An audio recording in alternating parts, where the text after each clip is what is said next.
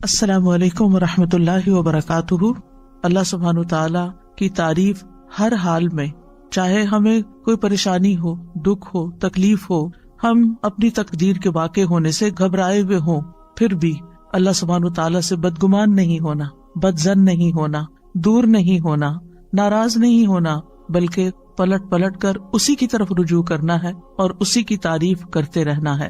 تو ہر قسم کی تعریف صرف اور صرف اللہ ہی کے لیے ہے۔ وہی ہے جو لاچار کی دعا قبول کرتا ہے جب وہ اسے پکارتا ہے، وہی ہے جو مظلوم کی مدد کرتا ہے جب وہ اسے بلند آواز سے پکارتا ہے، اور وہی ہر تکلیف کو ہم سے دور کرتا ہے اور ہر برائی کو ہم سے ہٹا دیتا ہے۔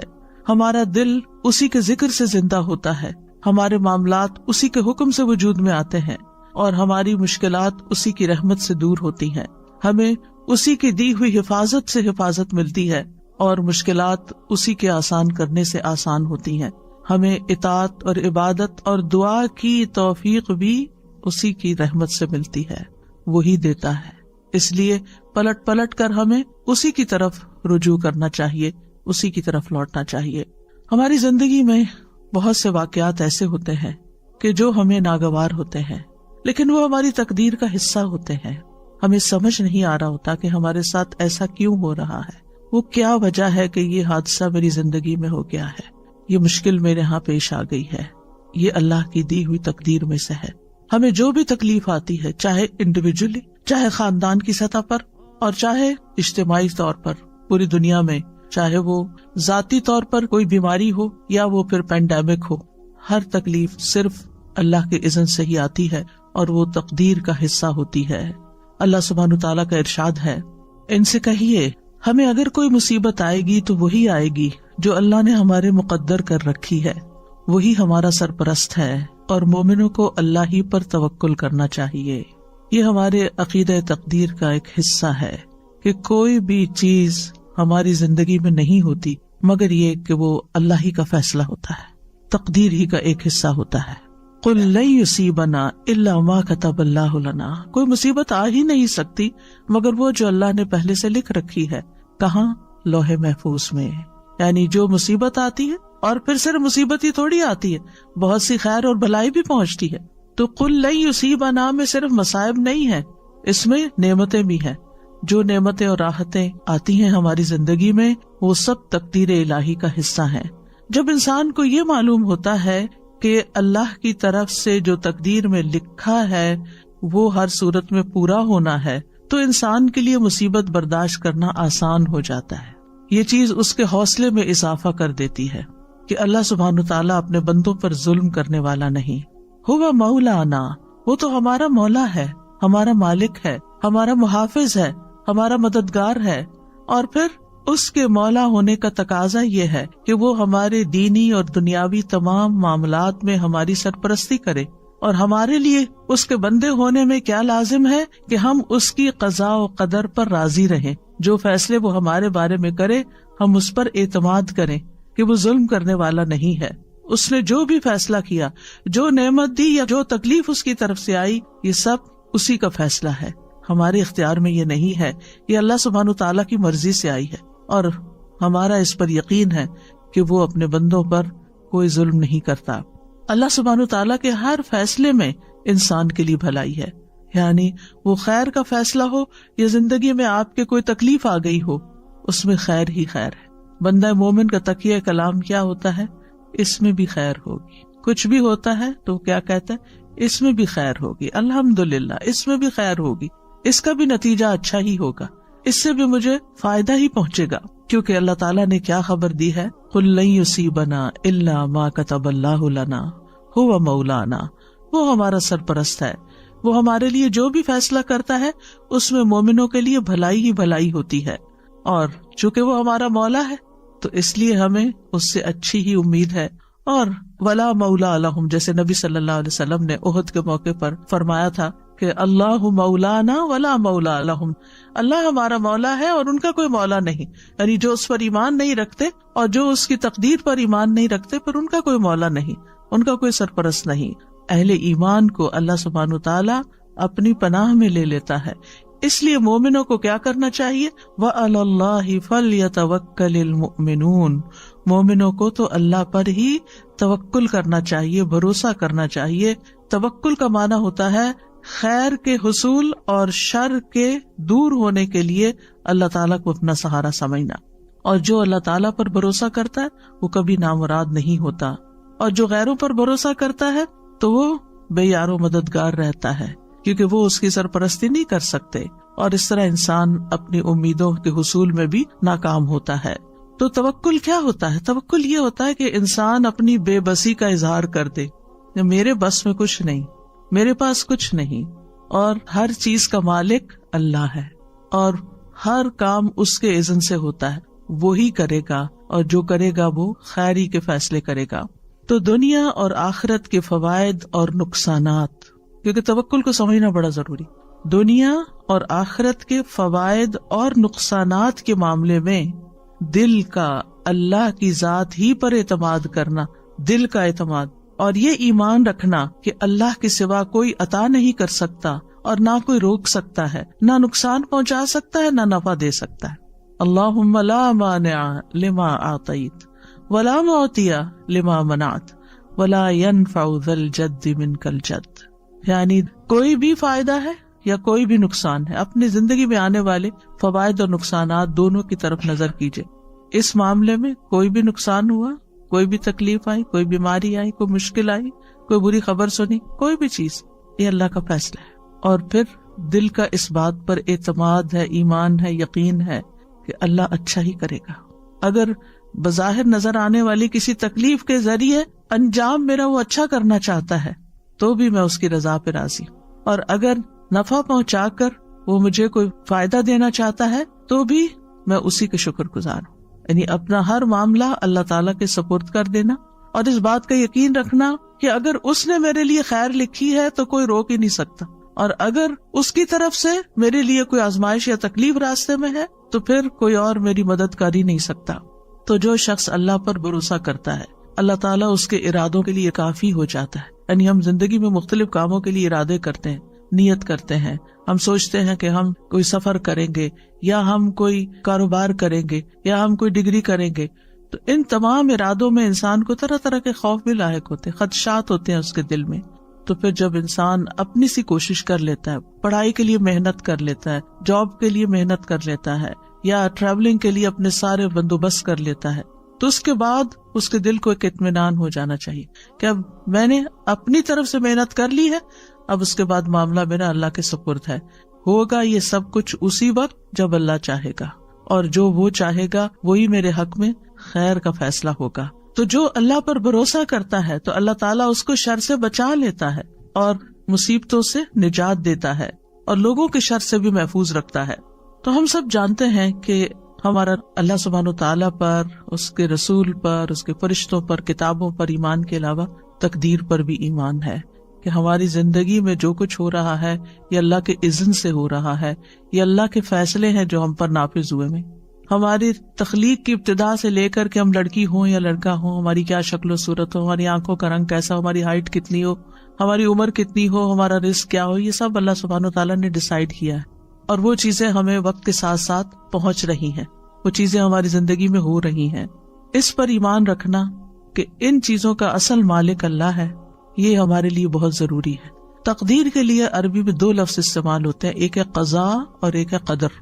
قضاء کا لفظی مطلب ہوتا ہے فیصلہ کرنا، جیسے قاضی ہوتا ہے، اور قدر کا مطلب ہوتا ہے اندازہ مقرر کرنا۔ تو قدر وہ تقدیر ہے جو اللہ سبحانہ وتعالی نے اپنی مخلوقات کے معاملے میں اپنے علم کے مطابق مقرر کر دی ہے، اور قضاء وہ فیصلہ ہے جو اللہ نے اپنی مخلوقات کے معاملے میں کیا ہے، اور اس کو حقیقت واقع میں وجود بخشا ہے، یعنی اس کو وجود بھی دیا ہے۔ تو اس بنا پر قضاء اور قدر پر ایمان لانے کا مطلب کیا ہے کہ اللہ سبحانہ و تعالیٰ کے ازلی علم، یعنی جو آئندہ قیامت تک ہونے والا سب اللہ کے علم میں ہے، اور اللہ سبحانہ و تعالیٰ کی جاری ہونے والی مشیت، یعنی وہی ہوتا ہے جو اللہ چاہتا ہے، اور اس کی قدرت پر ایمان لانا، اس کی قدرت ہر چیز پر محیط ہے، ہر مخلوق پر محیط ہے۔ تھوڑے سے مشکل الفاظ ہیں، سمپل ورڈز میں یوں کہوں گی کہ جیسے تقدیر کیا ہے، اللہ سبحانہ و تعالیٰ کا وہ علم ہے جو کسی بھی چیز کے وجود میں آنے سے پہلے ہی اللہ کو پتا تھا کہ کیا کیا ہونے والا ہے. اور اگر یہ اللہ کو نہ پتا ہوتا تو وہ پھر ہمارا رب کیسے ہوتا؟ یعنی اس کو علم ہی نہیں کہ آئندہ ہونے کیا والا ہے. تو یہی تو اللہ تعالیٰ کے قدرت کو اور اس کی قوت کو ظاہر کرتا ہے، اس کی طاقت کو ظاہر کرتا ہے کہ اس کے پاس ان سب چیزوں کا پہلے سے ہی علم ہے. اور پھر یہ کہ یہ صرف علم کی حد تک نہیں ہے، بلکہ اس کے علم کے مطابق اور اس کا علم جو لکھا ہوا ہے اس کے مطابق یہ فیصلے جاری بھی ہو رہے ہیں. ہوتا وہ ہے جو وہ چاہتا ہے، اس کی مشیت کے مطابق سب کچھ جاری ہوتا ہے. یاد رکھیے تقدیر پر ایمان لانا ارکان اسلام میں سے ہے. قرآن مجید میں آتا ہے انا کل شیء خلقناہ بقدر، یہ دلیل ہے اس کی، ہم نے ہر چیز کو ایک اندازے پر پیدا کیا ہے. سورۃ الاحزاب میں آتا وکان امر اللہ قدرا مقدورا، اور اللہ کا حکم ایک طے شدہ فیصلہ ہوتا ہے. اللہ کا حکم طے شدہ فیصلہ ہوتا ہے. سورۃ الفرقان میں آتا وخلق کل شیء فقدرہ تقدیرا، اللہ نے ہر چیز کو پیدا کیا پھر اس کا اندازہ مقرر کیا. لہٰذا ہم میں سے کون ہے جو ان آیات کو جھٹلا سکتا ہو یا وہ کہے کہ تقدیر وقدیر کچھ نہیں ہوتی.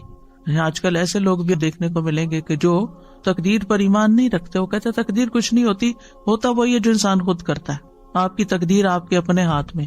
ایسا نہیں ہے.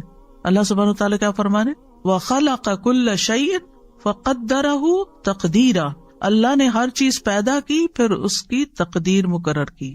تقدیر قدر سے، قدر کا مطلب کیا تھا؟ اندازہ کرنا کہ کتنی بڑی ہوگی، کتنی چھوٹی ہوگی، کیا اس کی ایج ہوگی، کیا کرے گی، کیا فائدہ دے گی، کیا نقصان دے گی، یہ سب اس کا مقرر کردہ ہے. تقدیر پر ایمان کے 4 ارکان ہوتے ہیں، یہ 4 مراتب ہوتے ہیں.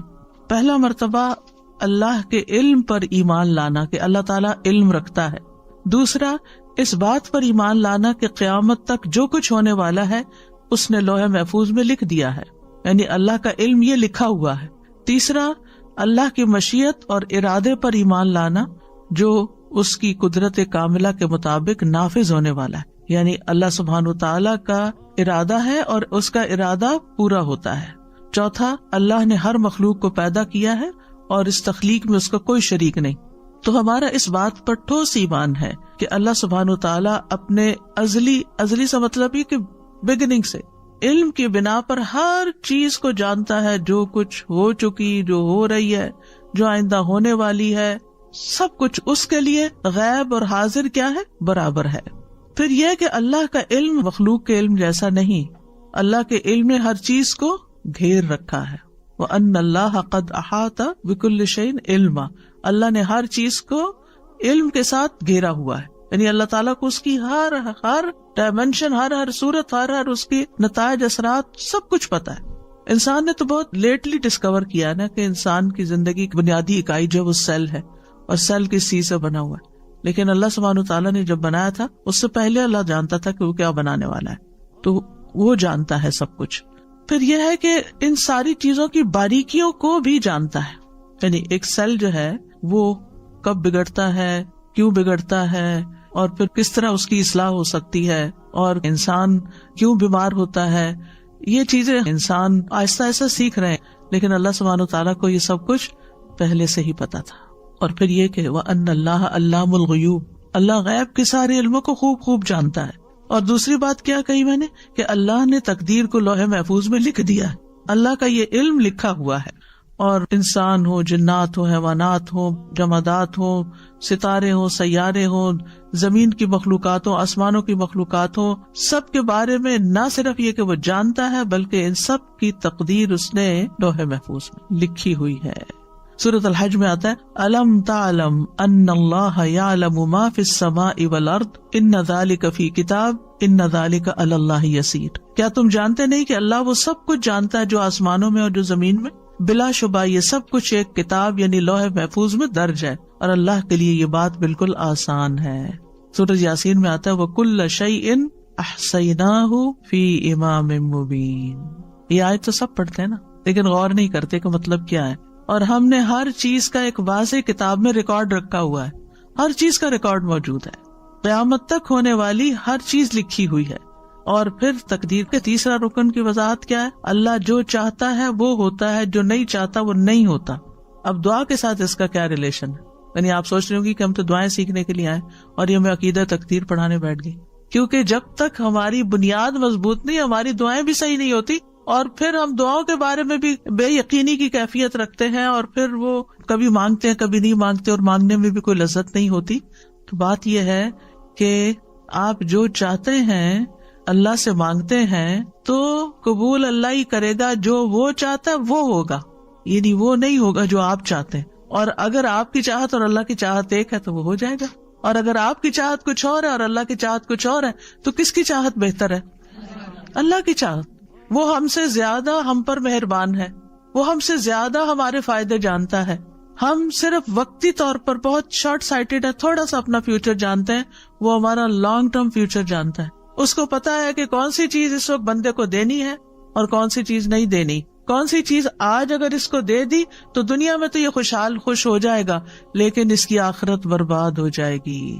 اور اللہ ہم پر مہربان ہے، وہ قطعاً نہیں چاہتا کہ ہمیں ایک چھوٹی سی تھوڑی سی دیر کے لیے ایک دنیاوی فائدہ دے کے، ایک لذت دے کے، اور ہمیشہ کی زندگی ہماری مشکل میں ڈال دے.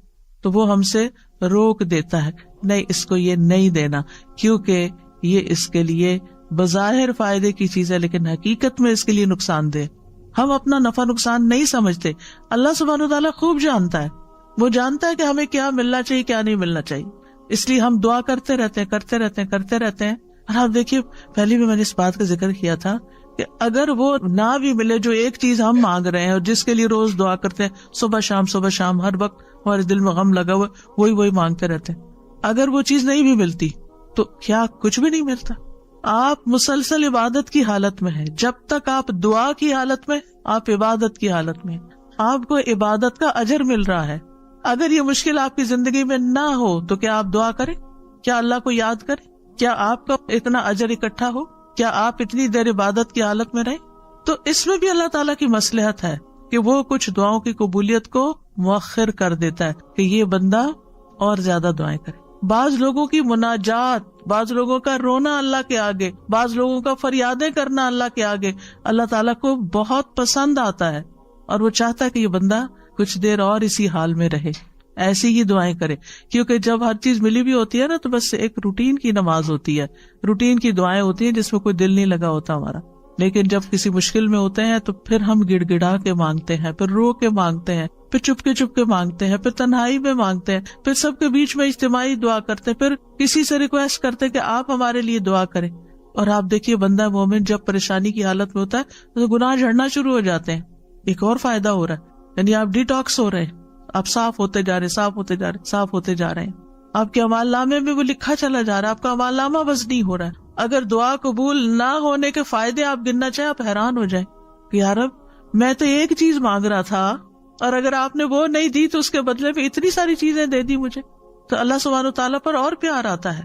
تو بہرحال یہ یاد رکھیے، ہم چاہے ساری دنیا کی مدد حاصل کر لیں لیکن ہونا وہ ہے جو اللہ چاہتا ہے. یہ ہے تقدیر، اور یہ ہے تقدیر کے ساتھ ہمارا رشتہ دعا کا، کہ اس لیے ہمیں پلٹنا اسی کی طرف ہے. اور یہ آپ کو معلوم ہے نا کہ دعا تقدیر کو بدل دیتی ہے. تو ہونا وہ نا جو اللہ چاہتا ہے. تو پھر آپ اللہ کے آگے گڑ گڑائے. اگر اللہ تعالیٰ نے کچھ لکھا ہوا بھی ہے تو قلم اسی کے حکم سے چلتا ہے. یمحو اللہ ما یشاء ویثبت. اللہ جس چیز کو چاہتا ہے مٹا دیتا ہے، جو چیز چاہتا ہے اس کو ثابت رکھتا ہے. ہر چیز اس کے اختیار میں، لہذا اس سے مانگتے چلے جائیں. یعنی یہ بات ہمارے دلوں میں راسخ ہو جانی چاہیے. ہونا وہ ہے جو اللہ نے کرنا ہے، کوئی نہ میری بگاڑ سکتا ہے نہ میری بنا سکتا ہے. اور یہی عقیدہ توحید ہے. کوئی میرا کچھ نہیں بگاڑ سکتا، کوئی مجھے کچھ فائدہ نہیں دے سکتا جب تک اللہ نہیں چاہے گا. تو اس کا مطلب یہ ہے کہ آپ نے اپنی ہر چیز کو کس کے ساتھ کنیکٹ کر دیا؟ اللہ کی طرح. یہی تو عبادت ہے، یہی عبادت ہے. یعنی ہم عبادت صرف چند ریچولز کو لیتے ہیں، جبکہ اللہ تعالیٰ کے ساتھ دل کا ایسا تعلق ہونا، ایسا یقین ہونا، ایسا ایمان ہونا، یہ سراسر عبادت ہی کے حصے ہیں. پھر آپ دیکھیے کہ قرآن مجید میں اللہ تعالیٰ فرماتے ہیں وَرَبُّكَ يَخْلُقُ مَا يَشَاءُ وَيَخْتَارُ. اور آپ کا رب جو چاہتا ہے پیدا کرتا ہے اور جسے چاہتا ہے منتخب کرتا ہے. هُوَ الَّذِي يُصَوِّرُكُمْ فِي الْأَرْحَامِ كَيْفَ يَشَاءُ. وہی تو ہے جو رحموں میں تمہاری صورت بناتا ہے جس طرح وہ چاہتا ہے. ہم چاہتے ہیں ہمارا بچہ ایسی شکل کا ہو، ایسی آنکھوں والا، ایسے رنگ کا ہو. نہیں، وہ جو چاہتا ہے وہ پیدا کرے گا، وہ آپ کے اختیار میں نہیں. اور پھر وما تشاءون الا ان یشاء اللہ رب العالمین. اور تم چاہ نہیں سکتے مگر وہی جو کچھ اللہ رب العالمین چاہتا ہو. نبی صلی اللہ علیہ وسلم نے فرمایا تم میں سے کوئی یوں نہ کہے اے اللہ اگر تو چاہے تو مجھے معاف فرما، اے اللہ اگر تو چاہے تو مجھ پہ رحم فرما، بلکہ یقین سے دعا کرے، کیونکہ اللہ جو چاہے کرتا ہے، اسے کوئی مجبور کرنے والا نہیں۔ تو ہمیں کوئی سجیسٹ کرنے کی ضرورت نہیں کہ آپ جو چاہتے ہیں کریں، وہ تو آلریڈی جو چاہتا ہے کرے گا۔ ہمیں کیا کرنا چاہیے؟ یقین سے مانگنا چاہیے کہ اے اللہ آپ تو سب کچھ کر سکتے ہیں، آپ میری یہ مشکل آسان کر دیں یا یہ چیز مجھے عطا کر دیں۔ اور پھر آپ دیکھیے چوتھی بات یہ کہ اللہ تعالیٰ آسمان و زمین کی ہر چیز کا خالق ہے اور ہمارے افعال کا خالق بھی ہے، یعنی مطلب یہ ہے کہ ہر چیز کو اللہ نے پیدا کیا ہے جس میں بندے اور ان کے اعمال بھی شامل ہیں، یہ بھی کریٹڈ ہیں۔ اور یہ کہ اللہ سبحانہ و تعالیٰ اس کے باوجود ہم سے کیا چاہتا ہے کہ ہم اس کی اطاعت کے کام کریں اور اس کی نافرمانیوں سے بچیں۔ اور جب کوئی شخص اطاعت کے کام کرتا ہے تو نیکی کرتا ہے تو اللہ تعالیٰ نیک بندوں سے محبت کرتا ہے، اور جو اس کی اطاعت نہیں کرتے پھر ان سے محبت نہیں کرتا۔ اللہ سبحانہ تعالیٰ نے نیک کام بھی پیدا کیے ہیں اور غیر صالح اعمال بھی اللہ ہی نے پیدا کیے ہیں۔ اب ہم کیا چوز کرتے ہیں؟ ہمارا سارا امتحان ہماری چوائس کا ہے۔ اصل میں کریشن اللہ کی ہے، چوائس ہماری ہے کہ اس میں سے ہم کیا پسند کرتے ہیں۔ ہم اپنے لیے نیکی کے کام پسند کرتے ہیں یا ہم اپنے لیے کچھ اور پسند کرتے ہیں۔ تو اللہ خالق کل شیء وہو علی کل شیء وکیل، اللہ ہی ہر چیز کا پیدا کرنے والا ہے اور وہی ہر چیز کا نگہبان ہے۔ واللہ خلقکم وما تعملون، اللہ نے تمہیں بھی پیدا کیا اور ان چیزوں کو بھی جو تم بناتے ہو یا جو تم عمل کرتے ہو۔ تو یاد رکھیے جو ہوتا ہے وہ اللہ کے اذن سے ہوتا ہے، جو ہمیں فائدہ ملتا ہے وہ اللہ کی طرف سے آتا ہے۔ جب ہم اس بات کا یقین رکھیں گے تو اس کا فائدہ کیا ہوگا؟ یعنی مثلاً اللہ نے آپ کو اولاد کی نعمت دی تو اس پر آپ کس کے شکر گزار ہوں گے؟ اللہ تعالیٰ کے شکر گزار ہوں گے۔ یہ شکر کیا کرے گا؟ نعمتوں میں اضافہ کرے گا، اللہ کی رضا کا سبب بنے گا۔ اللہ نے آپ کو مال دیا، رزق دیا، اچھا ٹھکانہ دیا، تو جب آپ کو یہ پتا ہوگا کہ یہ اللہ نے دیا ہے تو پھر آپ ان میں سے ہر نعمت پر شکر ادا کرتے رہیں گے۔ اور جو شکر ادا کرتا ہے وہ سب سے زیادہ خوشحال انسان ہوتا ہے، کیونکہ وہ نعمتوں کو دیکھ رہا ہوتا ہے۔ جو ناشکرے لوگ ہوتے ہیں نا، ان کی سب سے بڑی سزا ہی ناشکرا پن ہے کہ ان کو نعمتیں نظر نہیں آتی۔ ان کے آس پاس نعمتوں کے ڈھیر ہوتے ہیں لیکن وہ نہ ان کا دیکھنا انجوائے کرتے ہیں، نہ ان کی پریزنس کو فیل کرتے ہیں کہ اللہ کا شکر ہے یہ ہیں۔ ان کو صرف نظر آ رہا ہوتا ہے جو نہیں ہوتا۔ اولاد ہے، اس کی پریزنس ایک نعمت ہوتی، ان سے پوچھے جن کے پاس نہیں ہے۔ لیکن اگر ان میں کسی قسم کی کوئی کمی ہے یا ان کے ساتھ کوئی مشکل ہے، ہم صرف وہی دیکھتے رہتے ہیں۔ اور اللہ نے چونکہ ہر چیز کا ایک وقت مقرر کر رکھا ہے نا، اس وقت کے آنے پر اولاد کو بھی وہ چیز مل جائے گی، ان کا بزنس فلرش کر جائے گا، ان کی جاب لگ جائے گی، ان کی ڈگری پوری ہو جائے گی، ان کی شادی ہو جائے گی، ان کے بچے ہو جائیں گے۔ ہر چیز کا ایک وقت ہے بھائی، اس نے اپنے وقت پر ہی ہونا ہے۔ لیکن ہم چونکہ وقت سے پہلے چاہتے ہیں اس لیے ہم پریشان رہتے ہیں اور پھر شکر ادا نہیں کرتے کہ الحمدللہ صحیح سلامت ہے۔ اگر یہ بیمار پڑے ہوتے اور ہمیں ان کی خدمت کرنی پڑ جاتی، آپ دیکھیے ان پیرنٹس کو جن کے بچے اسپیشل بچے ہیں اور وہ اب تک اپنے والدین کی مدد کے محتاج ہیں۔ آپ نے بھی ایسی مائیں دیکھی ہوگی، ان کی زندگی میں صرف وہی چیز رہ جاتی ہے، یعنی وہ اپنا آپ بھی بھول جاتی ہے۔ وہ ہماری طرح آزادی سے گھوم پھر نہیں سکتی، انجوائے نہیں کر سکتی۔ تو اگر انسان دنیاوی معاملات میں اپنے سے نیچے والوں کو دیکھے تو اس کے دل کو قرار آ جائے کہ شکر ہے تو نے مجھے صحیح سلامت بچہ دیا ہے۔ کیا ہوا اگر اس بچے کو آپ نے یہ نہیں دیا، جو بھی چیز اس کی زندگی میں کمی ہے، کیونکہ عموماً مائیں اپنے سے بھی زیادہ اپنے بچوں کی زندگی میں جو کمی ہوتی ہے اس کا غم کھائے رکھتی ہیں۔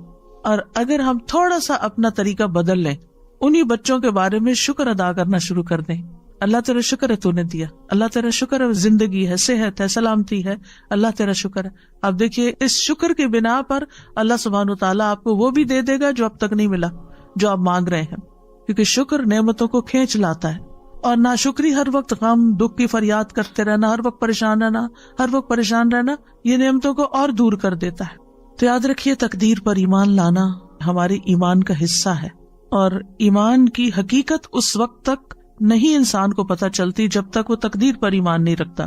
ابو درداء کہتے ہیں نبی صلی اللہ علیہ وسلم نے فرمایا، ہر چیز کی ایک حقیقت ہوتی ہے اور کوئی شخص اس وقت تک ایمان کی حقیقت کو نہیں پہنچ سکتا جب تک اسے یہ یقین نہ ہو جائے کہ اسے جو چیز پہنچی ہے یعنی اچھی یا بری وہ اس سے خطا نہیں ہو سکتی تھی، اور جو چیز خطا ہوگی وہ اسے پہنچ نہیں سکتی تھی، مل ہی نہیں سکتی تھی۔ یعنی جو شخص اس بات کو سمجھ جاتا ہے، یعنی جو دعا قبول ہو گئی وہ ہونی ہی تھی، اور جو نہیں ہوئی اس نے نہیں ہونا تھا. تو جب تک انسان کو یہ بات سمجھ نہ آئے تو اس وقت تک وہ ایمان کی حقیقت کو نہیں پہنچتا. یعنی ایمان اس بات کا تقاضا کرتا ہے کہ اللہ سبحانہ تعالیٰ کی کمپلیٹ اتھارٹی پر انسان کا ایمان ہو، کہ اصل قادر مطلق. یہ کیوں کہتے ہیں قادر مطلق؟ مطلق ہوتا ہے ایبسلیوٹ، اصل تو قدرت اس کے پاس ہے. یاد رکھیے جو شخص تقدیر کو جھٹلائے اس کے اعمال قبول نہیں ہوتے. نبی صلی اللہ علیہ وسلم نے فرمایا 3 لوگوں سے اللہ نہ کوئی فرض قبول کرے گا نہ نفل. نمبر 1 والدین کا نافرمان، نمبر 2 احسان جتانے والا، اور نمبر 3 تقدیر کو جھٹلانے والا. عمل ہی قبول نہیں ہوتے. ڈھیر صدقے کا بھی دے تو وہ بھی قبول نہیں ہوگا. عبداللہ بن عمر قسم کھا کے فرمایا کرتے تھے اگر تقدیر کا انکار کرنے والوں میں سے کسی کے پاس احد پہاڑ کے برابر سونا بھی ہو اور وہ سارے کا سارا اللہ کے راستے میں دے دے تب بھی اللہ اسے قبول نہیں کرے گا جب تک وہ تقدیر پر ایمان نہ لائے. تو کتنا ضروری ہے اس عقیدے کو ذہن میں رکھنا، اس پر ایمان لانا اور اس کو ریفریش کرنا. رمضان اصل میں موقع ہے ہم اپنے بنیادی عقائد کو ریفریش کریں، ہم دین کی بنیادی تعلیمات کو ریفریش کریں تاکہ ہم آگے سال کا جو باقی حصہ ہے وہ بہترین مسلمان کے طور پر گزار سکیں. نبی صلی اللہ علیہ وسلم نے فرمایا مجھے بعد میں آنے والے زمانے میں اپنی امت پر سب سے زیادہ 3 باتوں کا ڈر ہے. نمبر 1 ستاروں پر ایمان لانا، نمبر 2 تقدیر کو جھٹلانا، اور نمبر 3 حکمران کا ظلم کرنا. ایک اور حدیث میں آتا ہے نبی صلی اللہ علیہ وسلم نے فرمایا یہ آیت میری امت کے آخری زمانے کے اللہ عز و جل کی تقدیر کے جھٹلانے والے لوگوں کے بارے میں نازل ہوئی ہے. ذوقوا مس سقر انا کل شیء خلقناہ بقدر. دوزخ میں آگ لگنے کے مزے چکھو، بے شک ہم نے ہر چیز کو ایک مقرر اندازے پر پیدا کیا ہے. یعنی میری امت کے آخری حصے میں جو لوگ تقدیر پر ایمان نہیں لائیں یہ ان کا انجام اس آیت میں بیان ہوا ہے. آپ کو معلوم ہے نا کہ قرآن کی سب سے پہلی تفسیر خود نبی صلی اللہ علیہ وسلم نے کی کہ کس آیت کا مطلب کیا ہے. کچھ عمل سے کی اور کچھ زبان سے کی، اور پھر جو علم آپ نے آگے صحابہ کو دیا ان میں سے حضرت عبداللہ بن عباس مفسر قرآن ہے. یعنی یہ جو سورۃ القمر کی آیات ہے 48-49 ذوقوا مس سقر، جہنم کی آگ لگنے کا مزہ چکھو، انا کل شیء خلقناہ بقدر، ہم نے ہر چیز کو ایک مقرر اندازے میں پیدا کیا، ہم نے ہر چیز کی تقدیر مقرر کی ہے. پھر اسی طرح آپ صلی اللہ علیہ وسلم نے فرمایا جنت میں والدین کا نافرمان، جادو پہ ایمان رکھنے والا، عادی شراب خور اور تقدیر کو جھٹلانے والا داخل نہ ہوگا. تو تقدیر پر ایمان لانے کا تقاضا کیا ہے؟ نمبر 1 اس بات پر یقین رکھنا کہ ہر چیز لکھی جا چکی ہے. یہ بار بار میں اس لیے دہرا رہی ہوں تاکہ ایمان مکمل ہو کہ تقدیر پر ایمان کا مطلب کیا ہے. عمر، رزق، عمل، یہ سب کچھ تقدیر سے ہے. حسن کہتے ہیں بے شک اللہ نے مخلوقات کو پیدا کیا تو ان کے ساتھ ان کی تقدیر کو پیدا کیا، ان کی عمروں کو تقدیر کے مطابق تقسیم کیا، ان کے رزق کو تقدیر کے مطابق تقسیم کیا، آزمائش اور صحت اور تندرستی کو بھی تقدیر کے مطابق تقسیم کیا. رسول اللہ صلی اللہ علیہ وسلم نے فرمایا جس شخص کو بڑی فکر دنیا کی ہی ہو، یعنی جو دنیا کے بارے میں زیادہ کنسرنڈ ہے، اللہ تعالیٰ اس کے کام پریشان کر دے گا اور اس کی مفلسی اس کی دونوں آنکھوں کے درمیان کر دے گا. اس کو سوائے اپنی مفلسی کے اور کچھ نظر نہیں آئے گا. سب کچھ ہوتے ہوئے بھی اس کو خوف مفلسی کا ہے کہ کیا بنے گا. اور جس کی نیت اصل آخرت کی طرف ہو تو اللہ تعالیٰ اس کے سب کام درست کر دے گا، اس کے دل میں بے پرواہی ڈال دے گا اور دنیا جھک کر اس کے پاس آئے گی. پھر اسی طرح اولاد کا ملنا بھی مقرر ہے. جس جان نے آنا ہے وہ آ کر رہے گی. بیماری بھی تقدیر سے ہے. رسول اللہ صلی اللہ علیہ وسلم نے فرمایا جاہلیت کے 4 اوصاف میری امت میں موجود رہیں گے جن کو لوگ ہرگز نہیں چھوڑیں گے. نمبر 1 نوحہ کرنا یعنی کسی فوتگی پر. نمبر 2 حسب نسب میں تان کرنا. سبحان اللہ، اچھے خاصے پریکٹسنگ مسلم ہوتے ہیں، بچوں کی شادی کا موقع آتا ہے ہم پٹھان میں شادی نہیں کریں گے، ہم فلاں میں شادی نہیں کریں گے، اور لوگوں کو کم ذات ہونے کے تانے دینا، حالانکہ سب کو آدم کی اولاد ہے، سب کی ذاتیں وہیں جا کے ملتی ہیں. نمبر 3 بیماری کو متعدی قرار دیتے ہوئے کہنا ایک خارچی اونٹ کی وجہ سے 100 اونٹوں کو خارش لگ گئی. سوال یہ کہ پہلے اونٹ کو خارش کس نے لگائی؟ اب اس میں آپ دیکھیں کہ جیسے یہ کووڈ ہے کتنا پھیلا ہوا تھا، لیکن جس کی موت لکھی ہوئی تھی، جس کو بیماری آنی تھی اس کو آ کر رہی. جس کو بیمار ہونا تھا وہ ڈبل ماسک میں بھی بیمار ہو کر رہا، اور جس کو اللہ نے بچانا تھا بچایا. آگے کا بھی اللہ ہی کے ہاتھ میں ہے. تو اس لیے یہ سوچنا کہ صرف اس کی وجہ سے نہیں، یہ اللہ کا فیصلہ تھا. نمبر 4 ستارے. یہ کہنا کہ فلاں ستارے کی وجہ سے بارش ہوئی، یہ دور جاہلیت کے اوصاف میں سے ہے. پھر اسی طرح دوسری بات یہ کہ اس بات پر یقین رکھنا کہ جو تقدیر میں لکھا ہے وہی واقع ہوگا. ما اصاب من مصیبت فی الارض ولا فی انفسکم الا فی کتاب من قبل ان نبرأها ان ذلک علی اللہ یسیر لکی لا تأسوا علی ما فاتکم ولا تفرحوا بما آتاکم واللہ لا يحب کل مختال فخور. کوئی مصیبت نہ زمین پر پہنچتی ہے اور نہ تمہاری جانوں پر مگر وہ کتاب میں لکھی ہے. جس نے آنا ہے نا اس نے آنا ہے، اس سے پہلے کہ ہم اسے پیدا کریں. یقیناً یہ اللہ پر بہت آسان ہے، تاکہ تم نہ اس پر غم کرو جو تمہارے ہاتھ سے نکل جائے، یعنی اس چیز پر غم نہ کرو جو چلا جائے، اور نہ اس پہ اکڑو جو تمہیں عطا کر دے. اور اللہ کسی تکبر کرنے والے، بہت فخر کرنے والے سے محبت نہیں کرتا. تو اس سے کیا پتا چلتا ہے کہ اگر کوئی تکلیف آ جائے، کوئی بیماری آ جائے تو کیا کریں؟ ایک لفظ یاد رکھیں، مکتوب. مکتوب لکھا ہوا تھا، اس نے آنا تھا، یہ اللہ کا فیصلہ ہے. رضیت باللہ ربا وبالاسلام دینا وبمحمد نبی. مثلاً آپ کو فلو ہو گیا، آپ کہتے میں نے تو فلو شاٹ بھی لگوایا تھا، میں تو اتنی احتیاط بھی کی تھی، فلو کیوں ہو گیا؟ اللہ کا فیصلہ ہو گیا، مکتوب لکھا ہوا تھا. آپ سمجھتے ہیں آپ کے حق میں برا ہوا؟ نہیں، برا نہیں ہوا. اس کے ذریعے معلوم نہیں کتنی اور بیماریاں آپ کے جسم سے نکل جائیں. اللہ کو پتا ہے نا، اللہ کو آپ سے پیار ہے، وہ بڑی مصیبت سے بچانے کے لیے آپ کو چھوٹی مشکل میں ڈال دیتا ہے، اور 7 گناہ بھی جڑتے چلے جاتے ہیں، اور آپ کا اللہ تعالیٰ کی طرف رجوع بھی ہو جاتا ہے. اور یاد رکھیے کہ انسان کبھی بھی اللہ تعالیٰ کے بارے میں بدگمانی نہ کرے کہ اللہ نے مجھے بیمار کر کے میرے ساتھ اچھا نہیں کیا. نیور. کیونکہ اللہ تعالیٰ کا ہر فیصلہ عدل پر مبنی ہے، حکمت پر مبنی ہے. یہ بھی ہم نے یاد رکھنا. تکلیف آئے تو کیا سوچنا ہے؟ اللہ نے میرے ساتھ ظلم نہیں کیا، یہ اللہ کا عدل ہے، یہ اللہ کی حکمت ہے. اس کی حکمت اللہ ہی جانتا ہے. بہرحال میں یہ یقین رکھتی ہوں کہ اس کا یہ فیصلہ ہمارے حق میں ٹھیک ہی ہے، بہتر ہی ہے. ابن دلمی کہتے ہیں میں ابی ابن کعب کے پاس حاضر ہوا اور ان سے کہا میرے دل میں تقدیر سے متعلق کچھ شکوک و شبہات پیدا ہو گئے ہیں، آپ اس بارے میں مجھے بتائیں، شاید اللہ تعالیٰ میرے دل سے ان شبہات کو نکال دے. ابی رضی اللہ عنہ نے فرمایا اگر اللہ آسمان والوں اور زمین والوں کو عذاب دینا چاہے تو دے سکتا ہے، اور وہ ان پہ ظلم کرنے والا نہیں ہوگا. اور اگر وہ ان پر رحم فرمائے تو اس کی رحمت ان کے لیے ان کے اعمال سے بہتر ہے. اور اگر تم احد پہاڑ برابر سونا بھی خرچ کر دو تو جب تک تم تقدیر پر ایمان نہ لاؤ گے اللہ تعالیٰ اس کو قبول نہیں کرے گا. اور جب تک تم یہ نہ جان لو کہ تمہیں جو کچھ پہنچا ہے وہ تم سے خطا ہونے والا نہیں تھا، اور جو تمہیں نہیں پہنچا وہ تمہیں ہرگز ملنے والا نہیں تھا، اور اگر اس سے اعتقاد کے بغیر تم مر گئے تو جہنم میں جاؤ گے. ابن دلمی کہتے ہیں پھر میں عبداللہ بن مسعود کے پاس آیا، انہوں نے بھی یہی بات کہی جو ابی رضی اللہ عنہ نے کہی تھی. کہتے ہیں اس کے بعد پھر میں حذیفہ بن یمان کے پاس گیا اور انہوں نے بھی وہی بات کہی جو پہلے دو نے کہی تھی. پھر میں زید بن ثابت کے پاس گیا، انہوں نے بھی وہی کہا جو اوپر تینوں نے کہا، اور انہوں نے بھی نبی صلی اللہ علیہ وسلم سے اسی طرح کی بات روایت کی.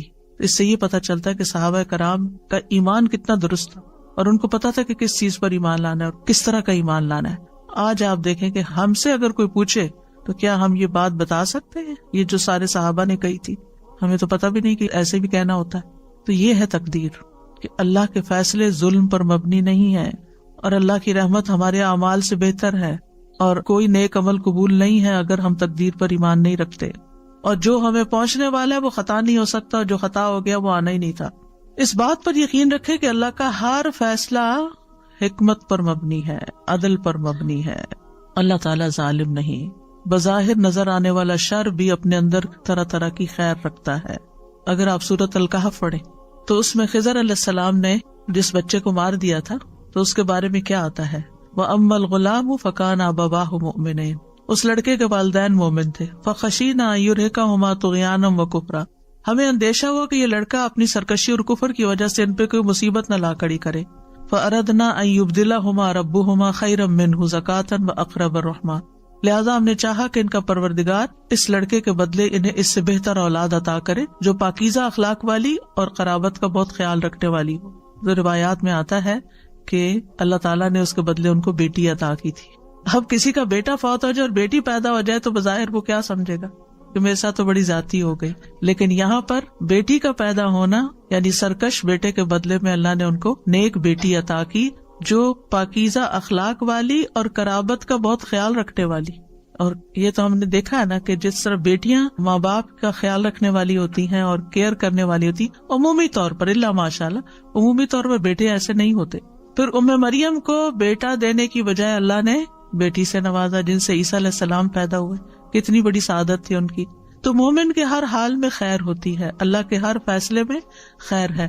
حدیث میں آتا ہے مومن کا معاملہ بھی عجیب ہے، اس کے لیے ہر بات میں بھلائی ہے، اور یہ مومن کے سوا کسی کے لیے نہیں. اگر اس پہ خوشحالی آتی ہے وہ شکر ادا کرتا ہے تو اس کے لیے بہتر ہے، اگر بھی مشکل آتی ہے وہ صبر کرتا ہے تو اس کے لیے وہ بہتر ہے. اور شکر کرنا بھی بہت فائدے کی چیز ہے. الطاعم الشاکر کالصائم الصابر، یعنی جو کھا پی کے شکر ادا کرتا ہے وہ روزہ رکھ کے صبر کرنے والے کی طرح. اس کا بھی اجر ہے، اس کا بھی اجر.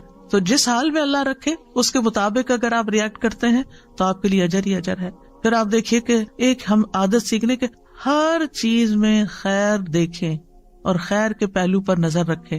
نبی صلی اللہ علیہ وسلم نے فرمایا ابن آدم 2 چیزوں کو ناپسند کرتا ہے، 2 چیزیں اس کو اچھی نہیں لگتی.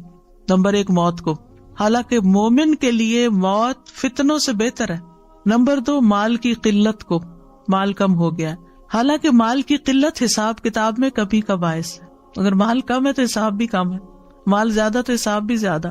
زندگی میں کوئی حادثہ پیش آ جائے تو یہی کہا کریں لا تحسبوہ شرا لکم بل ہوا خیر لکم، تم اسے اپنے لیے برا مت سمجھو بلکہ یہ تمہارے لیے بہتر ہے. نہیں تمہیں پتا کہاں کہاں اس کی وجہ سے بہتری بھی ہو گئی. سفیان کہتے ہیں انسان جو ناپسند کرتا ہے وہ اس کے لیے بہتر ہوتا ہے اس سے جس کو وہ پسند کرتا ہے، کیونکہ ناپسندیدہ چیز اسے دعا پر ابھارتی ہے اور جسے وہ پسند کرتا ہے وہ اسے آگ لگاتا ہے. یعنی دنیا کی عیش و عشرت چاہتا ہے اور وہ اس کے لیے بعض اوقات اللہ سے دوری کا باعث بن جاتی ہے. بہت دفعہ ایسا بھی ہوتا ہے کہ جب کسی تکلیف کا انجام سامنے آتا ہے لیٹر آن تو وہ ہمیں خوش کر دیتا ہے، اس وقت اللہ کے فیصلوں کی حکمت سمجھ آتی ہے.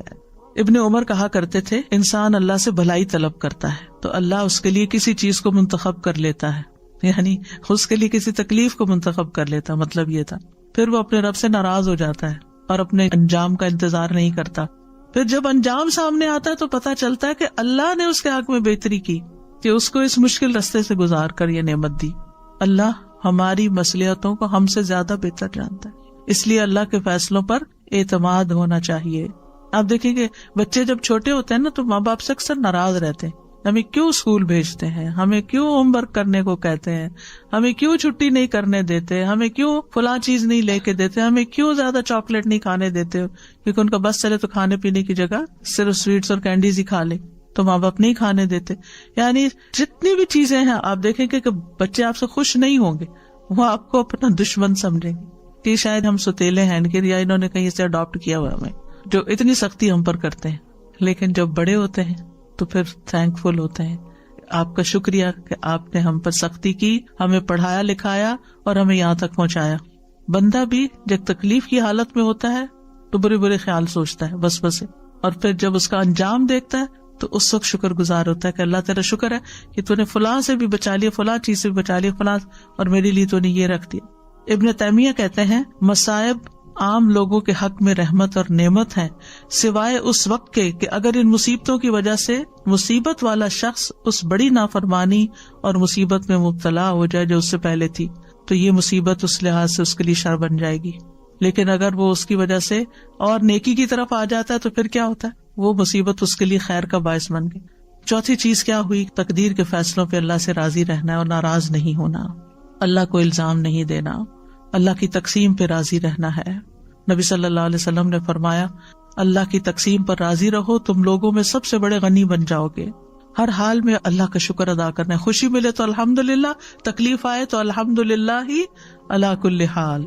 حسن کہا کرتے تھے تم اللہ سے راضی ہو جاؤ اللہ تم سے راضی ہو جائے گا. ہم چاہتے ہیں نا اللہ ہم سے راضی ہو جائے تو پھر اللہ تعالیٰ کی تقدیر پہ راضی ہو جایا کرو اور اللہ کا جو حق ہے اسے اپنی طرف سے ادا کرو. کیا تم نے نہیں سنا اللہ تعالیٰ کا فرمان ہے رضی اللہ عنہم ورضوا عنہ، اللہ ان سے راضی ہو گیا اور وہ اللہ سے راضی ہو گئے. اور جو راضی ہو جاتا ہے اس کی زندگی میں برکت اور وسعت آ جاتی ہے. نبی صلی اللہ علیہ وسلم نے فرمایا اللہ تبارک و تعالیٰ اپنے بندے کو جو کچھ دیتا ہے وہ اس میں اس کا امتحان بھی لیتا ہے. جو شخص اللہ تعالیٰ کی تقسیم پر راضی ہو جائے اللہ اسے برکت اور وسعت دیتا ہے، اور جو راضی نہ ہو اس کو برکت نہیں ملتی. پھر زبان سے بھی رب کی رضا کے کلمات ادا کرنے چاہیے. جیسے نبی صلی اللہ علیہ وسلم کے بیٹے ابراہیم فوت ہو گئے تھے تو آپ نے کیا فرمایا؟ آنکھیں روتی ہیں، دل غمگین ہے، اور ہم نہیں کہتے مگر وہی جس سے ہمارا رب راضی ہے. زبان سے کوئی ایسی بات نہیں نکلے گی، اے ابراہیم ہم تمہاری جدائی کے سبب غمگین ہیں. اپنے غم کا اظہار کیا لیکن اللہ سے ناراضگی کا اظہار نہیں کیا. پھر آپ دیکھیں کہ اللہ کے فیصلوں کے آگے سر تسلیم خم کر دینا چاہیے. اللہ یہ تیرا فیصلہ ہے، میں نے قبول کر لیا، میں اس پر راضی. وہ کیسے؟ مثلاً آپ کی شادی کسی ایسی جگہ ہو گئی کہ جس میں بعد میں آپ کو کچھ مشکلات پیش ہیں، اور وہ کون سی شادی ہے جس میں مشکلات پیش نہیں آتے؟ یعنی ایڈجسٹمنٹ کا جو بھی پیریڈ ہوتا ہے، اور زندگی بھر کچھ نہ کچھ ایڈجسٹمنٹ ہوتی رہتی. آپ دیکھیں جس طرح ہماری اپنی باڈی ہوتی ہے نا، بچپن میں ایک اور طرح کے ٹرامے سے گزرتی ہے. جب ہم بڑے ہو رہے ہوتے ہیں اس میں آپ دیکھیے کہ وہ باڈی میں جو چینجز آ رہے ہوتے ہیں. جب مثلا ایک خاتون ہونے کی حیثیت سے جب پیریڈ شروع ہونے کا وقت ہوتا ہے تو جسم کی جو چینجز ہوتی ہیں اس کی وجہ سے ایک تھکاوٹ اور ایک بیماری کی کیفیت. پھر آپ دیکھیں کہ جوانی کی اپنی کچھ اور مطالبات ہوتے ہیں، اس کی ضروریات ہوتی ہیں. پھر اس کے بعد یہ ہے کہ جو انسان کو مینوپاز ہوتا ہے، بڑھاپا آتا ہے، ایڈجسٹمنٹ ہوتی رہتی ہے نا سارا وقت. کس طرح کھڑے ہونا، کس طرح بیٹھنا، کس طرح چلنا ہے، کیا کھانا ہے کیا نہیں کرنا. یعنی تھرو آؤٹ یور لائف آپ ایڈجسٹمنٹ کر رہے ہوتے ہیں اپنے ساتھ، کھانے پینے کے معاملے میں، ایکسرسائز کے، سونے جاگنے، کام، ہر چیز کے، آرام کے، نیند کے، ہر جگہ. بالکل اسی طرح جو ہماری ازواجی زندگی ہوتی ہے اس میں بھی وقت کے ساتھ ساتھ شادی سے پہلے کے جذبات کچھ اور ہوتے ہیں، پھر شادی ہو جاتی ہے تو ابتدائی دنوں کے جذبات کچھ اور ہوتے ہیں، پھر 2 مہینے کے بعد کچھ اور ہوتے ہیں، پھر 6 مہینے کے بعد کچھ اور ہوتے ہیں، سال گزر جاتا ہے تو کچھ اور ہوتے ہیں، اور پھر جب بچہ پیدا ہو جاتا ہے کچھ اور ہوتے ہیں. پھر بچے جب جوان ہوتے ہیں، کچھ ماں باپ بڑے اچھی زندگی گزارے ہوتے ہیں، جب بچے جوان ہوتے ہیں ان کے فیصلے کرنے میں آپس میں جھگڑ پڑتے ہیں. پھر اس کے بعد ان کے جب بچے پیدا ہوتے ہیں ان کے غم لگا کے بیٹھ جاتے ہیں. تو کہیں نہ کہیں کچھ نہ کچھ ہماری زندگیوں میں یہ چل رہا ہوتا ہے. تو یہ ہماری زندگی کا ایک حصہ ہے. تو یہ اللہ کے فیصلے ہوتے ہیں، ان کے آگے جھک جانا چاہیے، ان کو قبول کر لینا چاہیے.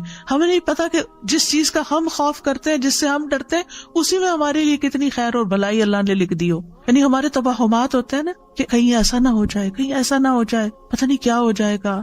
تو ہر معاملے میں نا، مثلا بچے جب اسکول ہی جا رہے ہوتے ہیں نا تو اس وقت بھی اس اسکول میں داخل کراتے نا زیادہ اچھا تھا، اس پروگرام میں بھیجتے تو زیادہ اچھا تھا، میرا خیال ہے ہم نے غلطی کی اس کو ڈاکٹر بنا کے، میرا خیال ہے ہم نے غلطی کی یہاں شادی کر کے. یعنی ساری زندگی انسان فیصلے بھی کر لیتا ہے اور پھر ریگریٹس بھی ساتھ ساتھ چل رہی ہوتی ہیں. تو یہ پارٹ آف لائف ہے، لیکن اس میں ہونا وہی ہے جو اللہ نے لکھا ہے. تو اب کیا ہے، جب اللہ نے لکھ دیا ہے نا اور وہ چیز نافذ ہو رہی ہے تو پھر کہیں رضیت باللہ ربا وبالاسلام دینا وبمحمد نبیا. اور اسی معاملے میں پھر ہمیں اللہ پر توکل کرنا پڑتا ہے. توکل انسان کے اندر اعتماد لے آتا ہے، انسان کے اندر اطمینان پیدا کر دیتا ہے. اور کیوں نہ توکل کرے، ہوا مولانا، وہ ہمارا مولا ہے نا، اس نے کام سنوارنے. میرے ہاتھ میں تھوڑی اپنی تقدیر، میرے ہاتھ میں تھوڑے اپنے فیصلے، اس نے کرنے اور اس کا ہر فیصلہ خیر پر مبنی ہے. اور بندہ جیسا گمان کرتا ہے نا اللہ کے بارے میں، اللہ تعالیٰ بھی اس کے ساتھ ویسے ہی معاملہ کرتا ہے. ایک شخص بیمار ہوا، نبی صلی اللہ علیہ وسلم نے اس کو فرمایا لا بأس طہور انشاءاللہ، کوئی بات نہیں، یہ پاک صاف کرنے کا ذریعہ ہے. تو اس نے کہا آپ یہ کہتے ہیں یہ گناہوں کو دھونے والا ہے؟ ہرگز نہیں، یہ تو ایک نہایت شدید قسم کا بخار ہے جو ایک بوڑھے پہ جوش مار رہا ہے، جو اسے قبر کی زیارت کرائے بغیر نہیں چھوڑے گا. برے برے الفاظ اس نے استعمال کیے. آپ نے فرمایا تو اچھا پھر یوں ہی ہوگا. یعنی آپ اللہ سے اچھا گمان کریں، اللہ آپ کے لیے اچھا کرے گا. جو چیز آپ کو پنچ کر رہی ہے نا، جو چیز آپ کو پریشان کر رہی ہے، اس کو کہیں یا رب، ایسے اپنے ذہن میں نا اس چیز کو ایک فزیکل فارم دیا کرے، اور پھر اس کو لپیٹ کے کہا کرے اللہ یہ آپ کے حوالے، آپ نے اس کی ٹیک کیئر کرنی ہے، میں نہیں کر سکتی، میرے دل کا یہ خوف دور کر دے، تو اس کی حفاظت کرنے والا، تو اس کی زیادہ کیئر کرنے والا ہے، تو نے اس کو پیدا کیا ہے. جیسے بچے ہیں، موسیٰ نے کیا کیا تھا، یعنی کتنی بڑی مثال ہے. اور کہاں جا کے پلے تھے، اور پھر وہاں کیا مشکل پیش آ گئی، اور پھر کہاں پہنچ گئے، پھر اللہ نے کیا کیا نہیں عطا کیا، کیسا بڑا مقام. پہلے 5 اولو العزم رسول میں سے ہیں. یوسف علیہ السلام، یعقوب علیہ السلام کے دل میں کیسے خدشات تھے، جو ہر ماں باپ کے دل میں اولاد کے لیے ہوتے ہیں، خاص طور پر اگر اولاد آؤٹ اسٹینڈنگ ہو. لیکن ہر واقعہ جو ان کی زندگی میں پیش آیا وہ نہیں چاہتے تھے، لیکن واللہ غالب علی امری، اللہ اپنے فیصلوں میں غالب ہوتا ہے. لہٰذا وہی ہوا جو وہ نہیں چاہتے تھے، جو نہیں چاہتے تھے. چاہے کنواں تھا، چاہے ان کا بکنا تھا، چاہے عزیز مصر کے گھر میں مشکل پیش آنا تھا، چاہے جیل خانہ تھا، ایک کے بعد ایک بڑی مشکل آتی چلی گئی. لیکن انجام کیا ہوا، کہاں پہنچے، نبوت بھی ملی، بادشاہت بھی ملی، ہر چیز ان کے اختیار میں دے دی اللہ نے. ہمیں نہیں پتا جن چیزوں سے ہم ڈرتے ہیں اور ہم چاہتے ہیں نہ ہو، لیکن واللہ غالب علی امری، وہی ہوتا ہے جو اللہ چاہتا ہے، اور جب وہ ہو جاتا ہے لقد خلقنا الانسان فی کبد، انسان مشکلات میں پیدا کیا. زندگی پھولوں کی سیج نہیں کہ صرف آرام اور راحتیں ہی ملیں گی، مشکلات آئیں گی لیکن اس میں سے خیر بھی نکلے گی. اور مومن کے درجے بعض اوقات اس تکلیف سے زیادہ بڑھتے ہیں بنسبت اس نعمت کے جو اس کے پاس ہوتی ہے. اس لیے مصیبت پہنچنے پر اجر کی ہمیشہ امید رکھیں. نبی صلی اللہ علیہ وسلم نے فرمایا مسلمان پر کوئی مصیبت، بیماری، رنج و غم یا تکلیف ایسی نہیں آتی یہاں تک کہ کانٹا بھی چبھتا ہے تو اللہ اس کے بدلے اس کے گناہ دور کر دیتا ہے. پھر پانچویں چیز یہ ہے کہ تقدیر کے فیصلوں میں کسی کو الزام نہ دیں کہ تم اس کا سبب ہو. عام طور پہ ہوتا ہے جب کوئی کام خراب ہو جاتا ہے، کوئی چیز خرید لیتے ہیں، تم نے کہا تھا یہ والی برانڈ خریدو، تو اب روز اسی کو کوستے چلے جاتے ہیں، حالانکہ بس وہ لکھا ہوا تھا وہی پہنچنا تھا، اب ہو گیا جو ہو گیا. تو ایک دوسرے کے ساتھ اپنے ریلیشن نہیں پھر خراب کرنے چاہیے، اور یقین رکھنا چاہیے کہ نفع نقصان اللہ کے ہاتھ میں ہے. وَإِن يَمْسَسْكَ اللَّهُ بِضُرٍّ فَلَا كَاشِفَ لَهُ إِلَّا هُوَ وَإِن يُرِدْكَ بِخَيْرٍ فَلَا رَادَّ لِفَضْلِهِ يُصِيبُ بِهِ مَن يَشَاءُ مِنْ عِبَادِهِ وَهُوَ الْغَفُورُ الرَّحِيمُ. اگر اللہ تمہیں کوئی تکلیف پہنچائے تو اس کے سوا کوئی دور کرنے والا بھی نہیں، اور اگر وہ تمہارے ساتھ بھلائی کا ارادہ کر لے تو کوئی اس کے فضل کو ہٹانے والا بھی نہیں. وہ اپنے بندوں میں سے جس کو چاہے پہنچا دیتا ہے، یعنی خیر اور فضل، وہی بے حد بخشنے والا، نہایت رحم فرمانے والا ہے. غیر اللہ جو ہے وہ کسی نفع نقصان کے مالک نہیں، چاہے وہ انسان ہو چاہے کوئی اور ہو. اور یہ یاد رکھیے کوئی تکلیف بھی آتی ہے تو اللہ کے اذن سے آتی ہے. ما اصاب من مصیبت الا باذن اللہ ومن یؤمن باللہ یہد قلبہ واللہ بکل شیء علیم. جو مصیبت آتی ہے اللہ کے اذن سے آتی ہے، اور جو اللہ پر اعتماد کرتا ہے، ایمان لے آتا ہے، اللہ اس کے دل کو ہدایت بخش دیتا ہے، اس کا دل کھول دیتا ہے، اس کے دل کو رہنمائی مل جاتی ہے، اس کو خیر نظر آنے لگتی، اور اللہ ہر چیز کو جاننے والا ہے. یاد رکھیے پوری دنیا مل کے نفع پہنچانا چاہے نا انسان کو نہیں پہنچا سکتے، مگر اللہ کا اذن ہو تو کوئی روک بھی نہیں سکتا. اس لیے تکلیفوں کا اگر اندیشہ ہو تو مصائب سے بچنے کے لیے معاملہ اللہ کے حوالے کر دیں. فَسَتَذْكُرُونَ مَا أَقُولُ لَكُمْ وَأُفَوِّضُ أَمْرِي إِلَى اللَّهِ إِنَّ اللَّهَ بَصِيرٌ بِالْعِبَادِ. آل فرعون میں سے ایک رجل مؤمن نے کھل کے فرعون کی مخالفت کی، اس کے فیصلوں کی، اور موسیٰ علیہ السلام کی بھرپور تائید کی. اب اس کے بعد ہونا کیا تھا کہ وہ کوئی اٹھاتا اسے اور قتل کر دیتا. فَوَقَاهُ اللَّهُ سَيِّئَاتِ مَا مَكَرُوا. ان کی چالوں سے اللہ نے اس مرد مومن کو بچا لیا. کیوں؟ کیونکہ اس نے کہا تھا اُفَوِّضُ أَمْرِي إِلَى اللَّهِ. تو اپنے بارے میں بھی، اپنی اولاد کے بارے میں بھی، یا اللہ میں نے آپ کے سپرد کی، آپ ان کی حفاظت کر، جیسے موسیٰ اور یوسف علیہ السلام کی تھی، جیسے آل فرعون کے اس رجل مؤمن کی تھی. مال کی طرف سے ڈر ہے، اولاد کی طرف سے، صحت کی طرف سے، کہیں یہ بیماری، کچھ لوگوں کو یہ ہر وقت وہم لگا کہیں مجھے کینسر نہ ہو جائے، کہیں مجھے فلانا نہ ہو جائے. جو ہونا ہو جائے گا، لیکن آپ اپنے آپ کو بھی اللہ کے سپرد کیا کریں. جو چیز اللہ کے حوالے کر دی جاتی ہے نا، اللہ سبحانہ وتعالیٰ اس کو درست کر دیتا ہے. اور پھر یہ ہے کہ اگر کوئی کام ایسا ہو گیا ہے جو پسند نہیں آیا تو اس کے بارے میں منفی جملے ادا نہ کریں، کیونکہ مصیبت کے وقت عام طور پر ہم بہت نیگیٹو ہو جاتے ہیں اور نیگیٹو باتیں کر کے سارے ماحول کو خراب کر دیتے ہیں. یہ نہیں ہونا چاہیے. یعنی کچھ لوگوں کو اگر مصیبت آتی ہے تو کہتے ہیں مجھے یہ مصیبت آنی تھی، میں نے کیا جرم کیا کہ مجھ پر یہ آزمائش آئے. اکثر ایسے جملے آپ کو سننے میں ملتے ہیں. تو اس طرح کی باتیں اللہ کی نعمتوں کا اور احسان کا انکار ہوتا ہے، اور اللہ کے بارے میں بدگمانی ہوتی ہے اور اعتراض. ہم کون ہیں اللہ پر اعتراض کرنے والے؟ لہٰذا صحابہ جو تھے وہ ایسے جملوں کو سخت ناپسند کرتے تھے. ابن مسعود کہتے ہیں تم میں سے ایک شخص آگ کے انگارے کو مضبوط پکڑ لے یہاں تک کہ وہ بجھ جائے، یہ اس سے بہتر ہے کہ وہ اللہ کی تقدیر کے بارے میں کہے کہ کاش ایسا نہ ہوتا. یہ نہیں کہنا چاہیے کاش ایسا نہ ہوتا، جبکہ مشکل میں کیا بولنا چاہیے؟ قدر اللہ وما شاء فعل. اللہ کی تقدیر، جو اللہ نے چاہا کیا، اللہ کی تقدیر تھی. مکتوب. اور ایسے الفاظ نہ بولے جائیں جو اللہ کو ناراض کر دیں، یا یہ کہے کہ کاش میں یہاں نہ جاتا تو یہ حادثہ نہ ہوتا. ساتویں چیز یہ کہ تقدیر کو عذر نہیں بنانا چاہیے. ٹھیک ہے، مثلا اگر کوئی شخص پہاڑ پہ چڑھ کے اپنے آپ کو نیچے گرائے اور چوٹے کھائے تو کہے میری تقدیر میں تھا تو اس لیے میں نے ایسا کیا. نہیں، ہمیں احتیاط اور کوشش اور بچاؤ کرتے رہنا چاہیے. اور اگر ہم کوئی نیک کام نہیں کر سکے تو تقدیر کو ذمہ دار نہیں ٹھہرانا چاہیے. اللہ ہی کو منظور نہیں تھا کہ میں حج کرنے جاتی، اللہ ہی کو منظور نہیں تھی، یہ جملہ نکال دیں اپنی زندگی، اللہ کو منظور نہیں تھا. ٹھیک ہے، لیکن یہ کہ آپ اس طرح کے نیگیٹو وے میں نہ کہیں. تو آپ کیا کہیں؟ انشاءاللہ اللہ چاہے گا تو پھر لے جائے گا. ہم کوشش کرتے رہیں. اور 8ویں بات یہ کہ تقدیر پر ڈسکشن نہیں کرنی چاہیے، اس پہ گفتگو کی ممانعت ہے۔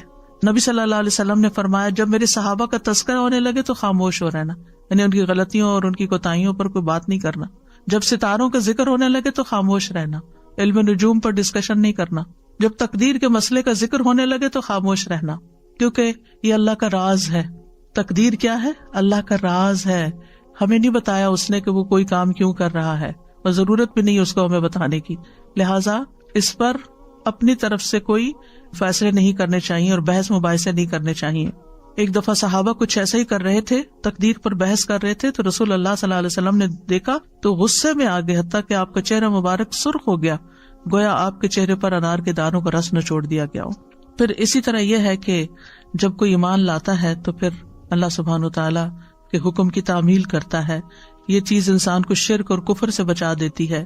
پھر شرعی احکام پر اعتراض سے انسان بچ جاتا ہے، تقدیر پر ایمان سے انسان کا ارادہ اور یقین توکل پختہ ہوتا ہے، دل مطمئن ہو جاتا ہے۔ یاد رکھیے کہ دل کو اطمینان اور چین حاصل نہیں ہو سکتا جب تک تقدیر پر ایمان نہ ہو، اور تقدیر پر راضی رہنے والے کی دنیا بھی جنت بن جاتی ہے کہ وہ تو وہ رہا ہے جو میرا رب چاہتا ہے، اور میرا رب جو چاہتا ہے وہ سب سے بہتر ہوتا ہے، اس لیے مجھے کوئی اعتراض نہیں۔ اب یہ ہے کہ ہمیں کچھ دعائیں بھی مانگنی چاہیے تاکہ اچھی تقدیر حاصل ہو اور بری تقدیر سے بچ جائیں، جس میں کوئی بھی چیز جو آپ کو بودر کرے کہ میری دعا قبول نہیں ہو رہی، یہ معاملہ بہت مشکل آ گیا ہے، تو کثرت کر دیں حسبی اللہ لا الہ الا ہوا علیہ توکلت وہو رب العرش العظیم، مجھے میرا اللہ کافی ہے، کیونکہ مشکل وقت میں نا سب ساتھ چھوڑ جاتے ہیں، پیارے سے پیارے رشتے بھی دور ہو جاتے ہیں، اپنے بھی غیر ہو جاتے ہیں، تو اس وقت اللہ کو پکارے، حسبی اللہ لا الہ الا ہوا علیہ توکلت، جو چیز مجھے پریشان کر رہی ہے، خوفزدہ کر رہی ہے، اس کے بارے میں نے اللہ پہ بھروسہ کیا، وہ سب اچھا کر دے گا، وہو رب العرش العظیم، اور وہ عرش عظیم کا رب ہے۔ پھر یہ دعا ربنا لا تؤاخذنا ان نسینا او اخطانا ربنا ولا تحمل علینا اصرا کما حملتہ علی الذین من قبلنا ربنا ولا تحملنا ما لا طاقت لنا به واعف عنا واغفر لنا وارحمنا انت مولانا انت مولانا انت مولانا فانصرنا علی القوم الکافرین۔ پھر لا حول ولا قوة الا باللہ، یہ تو جنت کے خزانوں میں سے ایک خزانہ ہے، اس کی تکرار کر دینی چاہیے، کثرت کر دینی چاہیے۔ اس کا مطلب کیا ہے کہ اللہ کی مدد کے بغیر نہ کوئی چیز پھر سکتی ہے، ٹل سکتی ہے، اور نہ ہی کچھ کرنے کی قوت ہمیں حاصل ہو سکتی، یا اللہ کی مدد کے بغیر نیکی کرنے کی طاقت نہیں ہوتی اور برائی سے باز رہنے کی ہمت نہیں ہوتی، سب کچھ اللہ ہی کے اختیار میں ہے۔ جب بندہ یہ کہتا ہے تو پھر بندہ دراصل اپنے آپ کو اللہ کے سپرد کر دیتا ہے، اللہ تعالیٰ اس کو اپنی سرپرستی میں لے لیتا ہے۔ نبی صلی اللہ علیہ وسلم نے فرمایا کیا میں تمہیں جنت کے خزانوں میں سے کسی خزانے کا نام بتاؤں؟ میں نے کہا کیوں نہیں؟ آپ نے فرمایا لا حول ولا قوة الا باللہ۔ ابو ہریرہ کہتے ہیں میں سمجھتا ہوں کہ آپ نے یہ بھی فرمایا کہ اس پر جب انسان لا حول ولا قوة الا باللہ کہتا ہے تو اللہ تعالیٰ فرماتا ہے میرے بندے نے سر تسلیم خم کر دیا اور خود کو میرے حوالے کر دیا، سپرد کر دیا۔ حول کا کیا مطلب ہوتا ہے؟ تبدیلی ہونا، کوئی چیز تبدیل نہیں ہو سکتی الا باللہ، لا حول ولا قوت، اور کوئی اسٹرینتھ، قوت، طاقت، ریسورسز مجھے نہیں مل سکتے مگر اللہ ہی کی مدد سے۔ لا حول ولا قوت، لا حول، حول کا مطلب پھرنا، یہ تکلیف دور نہیں ہو سکتی، یہ تقدیر نہیں ٹل سکتی، یہ مشکل آسان نہیں ہو سکتی، یہ چیز جو مجھے بادر کرتی ہے زندگی سے نہیں جا سکتی مگر اللہ کی قوت سے ضرور جا سکتی۔ ولا قوت، میرے پاس کوئی قوت نہیں، کسی کے پاس کوئی اختیار نہیں کہ وہ مجھے کوئی چیز دے سکے مگر اللہ کے پاس سارا اختیار ہے، تو معاملہ ہم نے اللہ کے سپرد کر دیا۔ یہ جنت کے دروازوں میں سے ایک دروازہ ہے، نبی صلی اللہ علیہ وسلم کے فرمان کے مطابق یہ جنت میں پودے لگانے والا عمل ہے۔ اس کلمے کو کثرت سے کہنے کا حکم دیا گیا ہے۔ ابو ذر کہتے ہیں میرے خلیل صلی اللہ علیہ وسلم نے 7 چیزوں کی وصیت کی، ان میں سے ایک یہ ہے کہ میں لا حول ولا قوت الا باللہ کی کثرت کر دوں، اور جس کا یہ آخری کلام ہو جس میں لا حول ولا قوت الا باللہ، اس کو آگ نہیں چھوئے گی۔ بندہ جب کہتا ہے لا الہ الا اللہ واللہ اکبر تو اللہ تعالیٰ فرماتا ہے میرے بندے نے سچ کہا، میرے سوا کوئی معبود نہیں اور میں سب سے بڑا ہوں۔ جب بندہ کہتا ہے لا الہ الا اللہ وحدہ تو وہ فرماتا ہے میرے بندے نے سچ کہا، مجھ اکیلے کے سوا کوئی معبود نہیں۔ جب بندہ کہتا ہے لا الہ الا اللہ لا شریک لہ تو وہ فرماتا ہے میرے بندے نے سچ کہا، میرے سوا کوئی معبود نہیں، میرا کوئی شریک نہیں۔ جب وہ کہتا ہے لا الہ الا اللہ لہ الملک و لہ الحمد، تو وہ فرماتا ہے میرے بندے نے سچ کہا، میرے سوا کوئی معبود نہیں، بادشاہی میرے لیے ہے، تعریف بھی میری ہی ہے۔ اور جب بندہ کہتا ہے لا الہ الا اللہ ولا حول ولا قوت الا باللہ، تو اللہ تعالیٰ فرماتا ہے میرے بندے نے سچ کہا، میرے سوا کوئی معبود نہیں اور میری توفیق کے بغیر کوئی بچاؤ نہیں اور نیکی کی طاقت نہیں۔ اور جسے موت کے وقت یہ کلمات نصیب ہو گئے اسے آگ نہیں چھوئے گی۔ تو یہ کلمات کیا ہیں؟ لا الہ الا اللہ واللہ اکبر، لا الہ الا اللہ وحدہ، لا الہ الا اللہ لا شریک لہ، لا الہ الا اللہ لہ الملک و لہ الحمد، لا الہ الا اللہ ولا حول ولا قوت الا باللہ۔ ایک اور دعا بھی پڑھنی چاہیے بری تقدیر سے بچنے کے لیے، اللہم انی اعوذ بک من جہد البلاء ودرک الشقاء وسوء القضاء وشماتۃ الاعداء۔ اے اللہ بے شک میں تیری پناہ میں آتا ہوں سخت مصیبت، بدبختی لاحق ہونے سے، بری تقدیر اور دشمنوں کے خوش ہونے سے۔ سب سے پہلی چیز مصیبت کی سختی، جہد البلاء، یعنی ایسی مصیبت جس کے برداشت کرنے کی انسان میں طاقت نہ ہو، کہ اس مصیبت کی وجہ سے انسان کا ایمان چلا جائے یا زندگی چلی جائے۔ اللہ ایسی مصیبت نہ ڈالنا ہم پر۔ آزمائشیں دو طرح کی ہوتی ہیں، ایک جسمانی ہوتی ہے، ایک ذہنی ہوتی ہے۔ مثلاً بیماریاں ہیں، پیٹ درد ہو گیا، سینے میں درد ہو گیا، سر درد ہو گیا، یہ بھی آزمائش اور مصیبت ہے۔ کچھ ذہنی ہوتی ہے، قلبی ہوتی ہے، کہ جس کی بنا پر انسان کے دل کے اندر پریشانی اور ڈسٹربنس اور ایک ڈپریشن کی کیفیت ہوتی ہے۔ کبھی انسان کی ذات کے اوپر کوئی الزام تراشی ہو جاتی ہے، کبھی کوئی اس کے ساتھ بدسلوکی کرتا ہے۔ یہ ساری چیزیں جہد البلاء میں سے ہے، یعنی آزمائش کی ایسی مشقت جو برداشت نہیں ہو رہی، ہر وقت چمٹ گئی ہمیں۔ اللہ ایسی مصیبت سے بچانا کہ جو ہمارے نارمل حالات کو ہمارے لیے اب نارمل کر دے، اور جو ہم اچھے اچھے کام کر رہے تھے وہ ہم سے سارے چھٹ جائیں۔ یعنی آپ دیکھیں کہ جب انسان اللہ کی عبادت کرتا ہے کتنی راحت ملتی ہے، جب انسان اللہ کے دین کی خدمت کرتا ہے کتنی راحت ملتی، جب انسان کسی انسان کی خدمت کرتا ہے کتنی خوشی ہو جاتی۔ لیکن جب اگر انسان بیمار پڑ جائے، کیا اس میں سے کوئی ایک کام بھی کر سکتا ہے؟ اب کیا ہوا، ایک تو بیماری کی وہ تکلیف جو مسلسل درد ہوئے جا رہی ہے، ہوش بلا دیے، ذکر اذکار بلا دیے، نہ عبادت ہو رہی ہے، نہ کوئی دین کی خدمت ہو رہی ہے، نہ کسی انسان کی خدمت ہو رہی، کچھ بھی نہیں ہو رہا۔ یہ ہے جہد البلاء۔ اللہ ایسی کیفیت سے بچا لینا کہ ہم کسی کام کے نہ رہیں، ہم نیکیوں میں آگے نہ بڑھ سکیں، کیونکہ ایسے میں انسان کا صبر و برداشت بھی کم ہو جاتی ہے۔ اس سے پناہ مانگنی چاہیے۔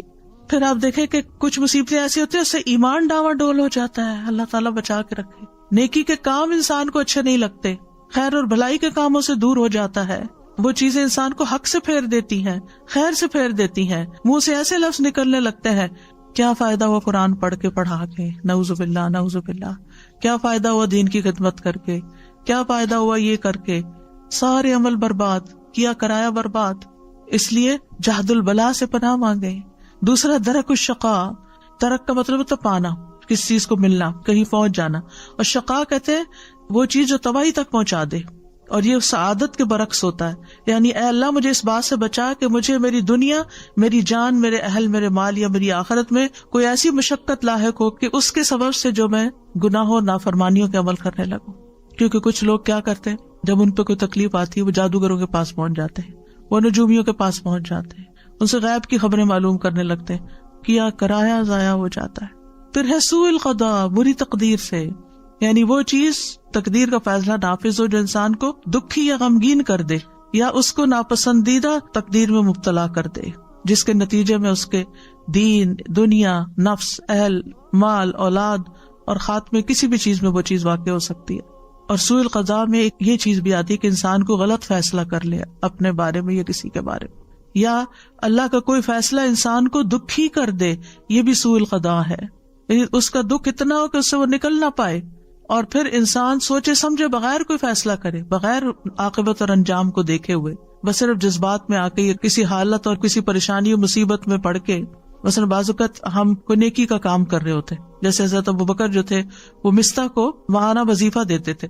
جب مستح نے الزام لگایا حضرت عائشہ پر یا ان لگانے والوں کے ساتھ شامل ہو گئے تو حضرت ابوبکر نے کیا کہا، اب میں نہیں دوں گا اس کو کچھ، اس نے میرے احسان کا یہ بدلہ چکایا۔ کیا ہم میں سے ہر بندہ یہی نہیں کرتا کہ جس پر آپ احسان کر رہے تھے وہ آپ کے ساتھ کچھ کر دے تو آپ کہتے ہیں بس میری خیر بند؟ تو اللہ تعالیٰ نے کیا فرمایا، ان کو تو وحی کے ذریعے بتا دیا گیا تھا کہ نہیں، الا تحبون ان یغفر اللہ لکم، تم نہیں چاہتے اللہ تمہیں معاف کر دے، ہمیں کون بتائے گا؟ ہم قرآن پڑھیں گے تو ہمیں بھی پتہ چل جائے گا، لیکن اگر ہم قرآن پڑھنا ہی چھوڑ دیں گے تو ہمیں کہاں سے پتہ چلے گا یہ سب کچھ کہ ہم نے زندگی میں کیا کرنا ہے، ہمارے لیے گائیڈنس کیا ہے؟ تو پھر ایسی صورت میں یہ سوء القضاء ہے، برے فیصلے. اور قضاء فیصلے کو بھی کہتے ہیں، ڈیسیژن کو بھی، کہ مثلا آپ کورٹ میں اپنا کوئی معاملہ لے کے جاتے ہیں اور آپ کے خلاف کوئی فیصلہ ہو جاتا ہے، یہ بھی سوء القضاء ہے. یا لوگ آپ کے بارے میں بری طرح ججمنٹل ہو جاتے ہیں، یہ بھی سوء القضاء ہے کہ لوگ آپ کے بارے میں برا سوچنا شروع کر دیتے ہیں. تو اللہ سبحانہ وتعالی ہمیں سوء القضاء سے بچائے.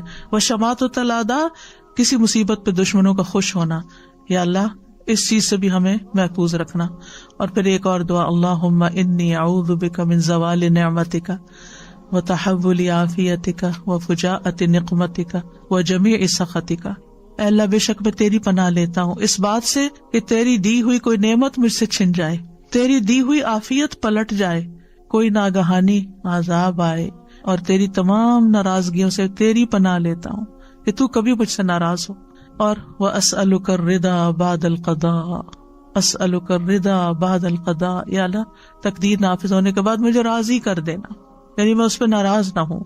تو اللہ کے فیصلوں پر راضی ہونا جو ہے یہ بھی دل کے سکون اور اطمینان کا ذریعہ ہے. یحییٰ بن معاذ سے کہا گیا، بندہ اللہ کی تقدیر پر راضی رہنے کے مقام پر کیسے پہنچ سکتا ہے؟ تو انہوں نے کہا، جب وہ اپنے نفس کو 4 چیزوں پہ قائم کر لیتا ہے جن کے ساتھ وہ اپنے رب کے ساتھ معاملہ کرتا ہے. نمبر 1، وہ کہتا ہے اللہ اگر تو مجھے عطا کرے گا میں قبول کروں گا. دوسرا، وہ کہتا ہے اگر تو مجھے محروم رکھے گا میں راضی رہوں گا. تیسرے، اگر تو مجھے چھوڑ دے گا تو میں تیری عبادت کروں گا. چوتھے، اگر تو مجھے بلا لے گا یعنی موت میری آئے گی تو میں تیری پکار پہ لبیک کہوں گا. تو صرف مومن ہی اللہ کے فیصلوں پہ راضی ہوتا ہے. لہٰذا صبح و شام 3 دفعہ پڑھیں، رضیت باللہ ربا وبالاسلام دینا وبمحمد النبی. جو شخص دل سے یہ کہتا ہے اس کے لیے جنت واجب ہو جاتی ہے. اور پھر وتر کی نماز میں وبارک لی فیما اعطیت وقنی شر ما قضیت فانک تقضی ولا یقضی علیک، اور میرے لیے اس چیز میں برکت دے دے جو تو نے مجھے عطا کی ہے، مجھے اس چیز کی برائی سے بچا جو تو نے مقدر کر دی ہے. تو فیصلہ کرتا ہے اور تیرے خلاف کوئی فیصلہ نہیں کر سکتا. لہذا انسان اللہ سبحانہ وتعالیٰ سے دعائیں کرتا رہے اور اللہ کی رضا پہ راضی رہے. تو اصل میں تقدیر کیا ہے؟ اللہ کے فیصلے ہیں. ہمارے پارٹ پہ کیا ہے؟ ہم ان پہ راضی رہیں اور اس کی عبادت نہ چھوڑیں اور اس کا در نہ چھوڑیں، اس سے دعا نہ چھوڑیں، اصرار اور تکرار کے ساتھ دعا کرتے رہیں.